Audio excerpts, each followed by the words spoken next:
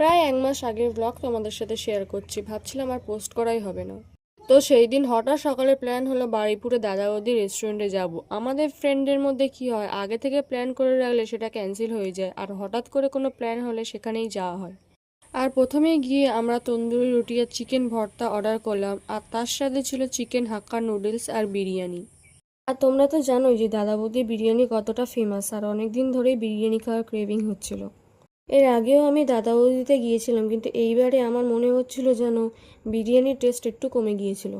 তারপর আমরা খাওয়া দাওয়া সেরে ফটো তুলতে চলে গিয়েছিলাম, আর এই জায়গাটা ফটো তোলার জন্য একদম উপযুক্ত জায়গা। আর বৃষ্টি হওয়ার পরে দেখো আকাশটা কি সুন্দর লাগছিল। তারপর একটুখানি লিমকা খেয়ে নিয়েছিলাম। তারপর মেট্রো করে চলে গিয়েছিলাম কবি সুভাষে, আর সেখান থেকেই ট্রেন ধরে চলে গেলাম বারুইপুরে জুতো কিনতে। আর এখানে এসে আমার জন্য ব্যাগ দেখছিলাম, কিন্তু আমার একটাও ব্যাগ পছন্দ হয়নি। তারপর জুতো কিনে নিলাম, আর আইসক্রিম খেতে খেতে দেখলাম ফালুদার দোকান, তো সেখান থেকে একটা ফালুদা কিনে নিলাম। তারপরে ফালুদা খেতে খেতে বাড়ির দিকে চলে এলাম। তো এখানেই ব্লগটা শেষ করলাম।